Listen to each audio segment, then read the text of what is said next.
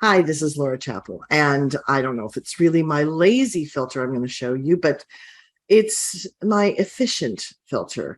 I like to cast a wide net when I'm looking for something and then narrow down from that point. So I'll show you how I do this. Now, really, it's not so much that it's lazy as that it's efficient when I want to try to find something in a trace file. So let's go ahead and start a capture going. Let me show you my interfaces available here, and this is my my primary interface that I'm using to connect to the internet. So I'll go ahead and I'll capture on that interface, and I'm not going to save my previous stuff. Okay, so I do have some background traffic taking place on my system, and I'm going to bring over a browser, and I'm going to type in mms.com, let's say. And there we go. That's the M&M's website. So I'll close this down. Let's see if there's anything else I want to do on here. No, not really. Okay, so we'll shut that down.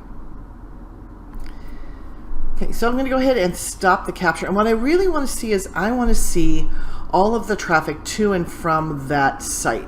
So I'm going to start with this lazy filter, efficient filter, where it's just frame contains quote and MMS. I'm just going to put in the first part of the domain name. I'm not going to put in the whole name here, and I'll show you why. You see how I'm able to see the DNS queries going out right here? If I had said frame contains mms.com, I wouldn't see any of those DNS queries. And here's the reason why you want to be careful of that. Because when I look at a DNS query or response, and I look into the the name section here. So there's my query, there's the name field. Okay, that dot is not really a dot. That dot is a length field. So if I view this down in the hex portion there, the number 3 means that there are 3 characters coming up. M, M, S, and then there's another length field. This length field does not have an ASCII equivalent at all, but it's not an ASCII dot. And so if you're trying to do a search for an ASCII dot, that's not going to work there. It's not going to detect that. So that's why we only want to use the beginning part of the domain name when we do this lazy filter. All right, so I applied this frame contains MMS, and awesome. I've got the DNS information here. I've got DNS responses here.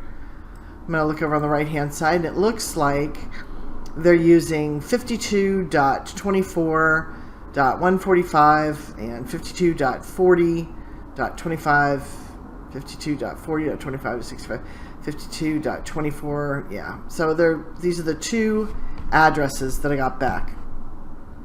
So now I can add on to that filter up there, because I know that filter will show me the DNS stuff that has MMS in it. And now I'm going to say pipe or ip.addr ==. Move my cursor away from that. And if I want to be really lazy or efficient, I'm just going to say, hey, show me any traffic to or from hosts that begin with 52. And now I've got all of this traffic showing up in here.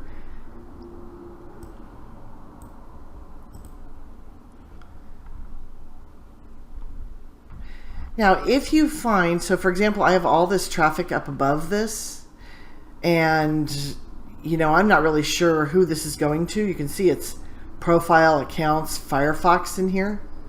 This is a great field to add as a column for your, TLS communications. This server name. I'm going to pop this guy up here.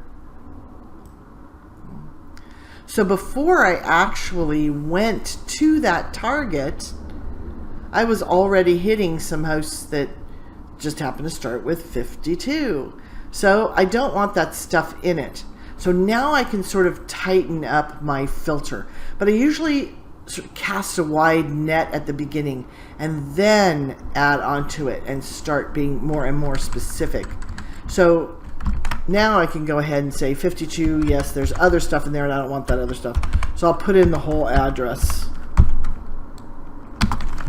Or ip.addr in case there's a time in my trace file where I hit the other address, the second address provided here, the 52.40.25.65. And there we go.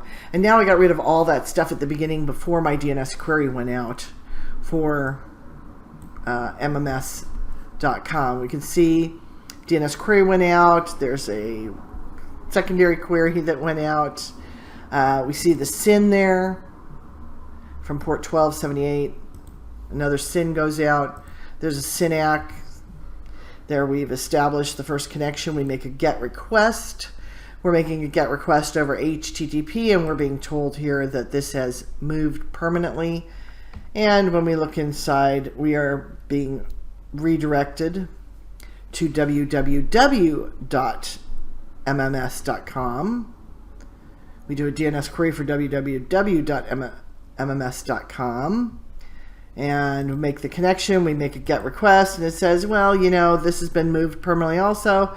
You really want to come to us over HTTPS, and that's why we start seeing this client hello stuff showing up.